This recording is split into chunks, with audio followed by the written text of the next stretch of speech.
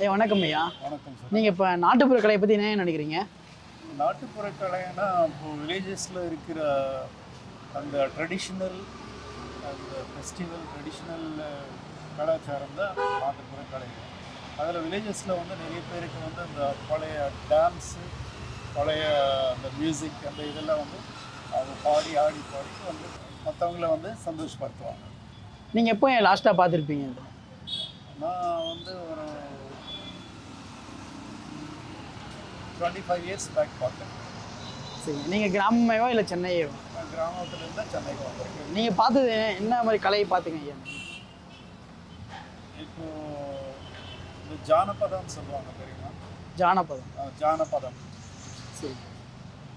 ஜானபதம் அப்படின்னா அந்த ஒரு படத்தில், பழைய படத்துலலாம் கூட நீங்கள் காமிச்சிருப்பீங்க. அந்த எம்ஜிஆர், சிவாஜி எல்லாம் நடிச்சிருப்பாங்க. அந்த மாதிரி நிறைய வந்து இந்த தம்பூரா வச்சுக்கிட்டு இந்த பாட்டு பாடுவாங்க.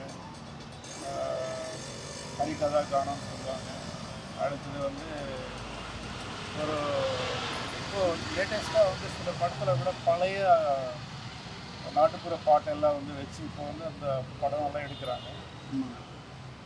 ஸோ அதுதான் நாட்டுப்புற கலை. இதில் வந்து அது பழைய அந்த ட்ரெடிஷ்னல் வந்து திருப்பி கொண்டு வர்றது தான் அந்த நாட்டுப்புற கலை. நிறைய பேர் வந்து அதுக்குன்னு சொல்லிட்டு சில பேர் இருக்காங்க. அவங்க வந்து அது நீங்கள் தான் அது வந்து டெவலப் பண்ணணும். சரி, நன்றிங்க.